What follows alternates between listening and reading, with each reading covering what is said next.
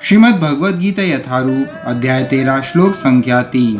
क्षेत्रज्ञं चापि मां विद्धि सर्वक्षेत्रेषु भारत क्षेत्रक्षेत्रज्ञयोर्ज्ञानं यत्तज्ज्ञानं मतं मम। हे भरतवंशी, तुम्हें ज्ञात होना चाहिए कि मैं भी समस्त शरीरों में ज्ञाता भी हूँ और इस शरीर तथा इसके ज्ञाता को जान लेना ज्ञान कहलाता है, ऐसा मेरा मत है।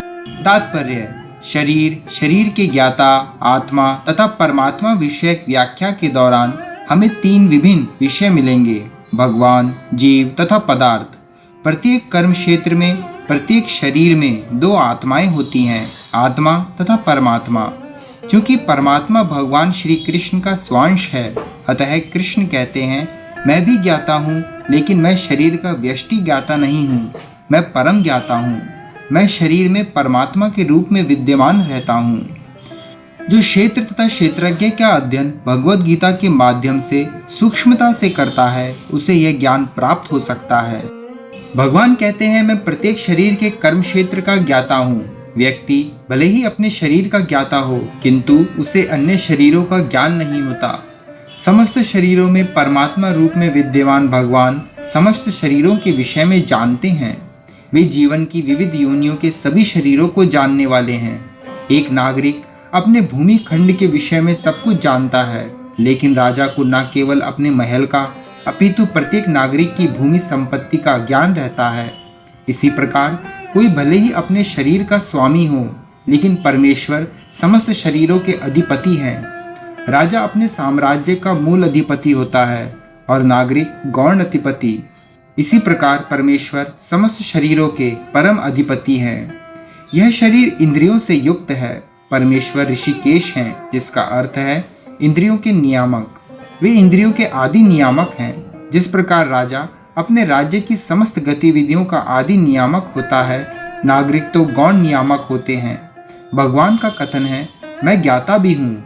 इसका अर्थ है कि वे परम ज्ञाता हैं। जीवात्मा केवल अपने विशेष शरीर को ही जानता है। वैदिक ग्रंथों में इस प्रकार का वर्णन हुआ है, क्षेत्राणि ही शरीराणि बीजं चापि शुभाशुभे तानि वेति स योगात्मा ततः क्षेत्रज्ञ उच्यते।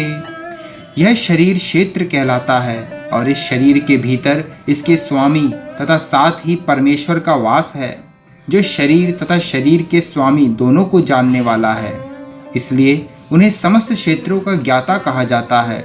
कर्म क्षेत्र, कर्म के ज्ञाता तथा समस्त कर्मों के परम ज्ञाता का अंतर आगे बतलाया जा रहा है।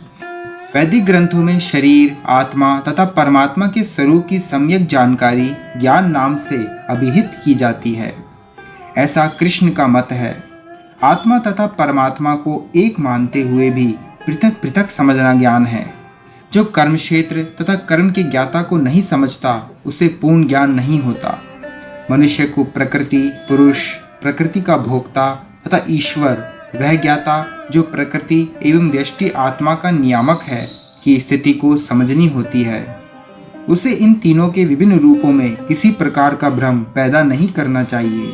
मनुष्य को चित्रकार, चित्र तथा तुलिका में भ्रम नहीं करना चाहिए। यह भौतिक जगत जो कर्म क्षेत्र के रूप में है, प्रकृति है और इस प्रकृति का भोक्ता जीव है, और इन दोनों के ऊपर परम नियामक भगवान है। वैदिक भाषा में इसे इस प्रकार कहा गया है, भोक्ता भोग्यम प्रेरितारं च मत्वा सर्वं प्रोक्तं त्रिविधं भ्रमेतत्। भ्रम के तीन स्वरूप हैं। प्रकृति कर्म क्षेत्र के रूप में भ्रम है तथा जीव भी भ्रम है, जो भौतिक प्रकृति को अपने नियंत्रण में रखने का प्रयत्न करता है, और इन दोनों का नियामक भी ब्रह्म है, लेकिन वास्तविक नियामक वही है। इस अध्याय में बताया जाएगा कि इन दोनों ज्ञाताओं में से एक अच्युत है तो दूसरा च्युत, एक श्रेष्ठ है तो दूसरा अधीन है। जो व्यक्ति क्षेत्र के इन दोनों ज्ञाताओं को एक मान लेता है, वह भगवान के शब्दों का खंडन करता है, क्योंकि उनका कथन है, मैं भी कर्म क्षेत्र का ज्ञाता हूँ। जो व्यक्ति रस्सी को सर्प जान लेता है, वह ज्ञाता नहीं है।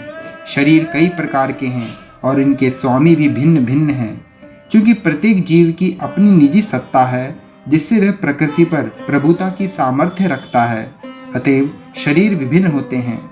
लेकिन भगवान उन सब में परम नियंता के रूप में विद्यमान रहते हैं। यहाँ पर चै शब्द महत्वपूर्ण है क्योंकि यह समस्त शरीरों का द्योतक है। यह शील बलदेव विद्याभूषण का मत है।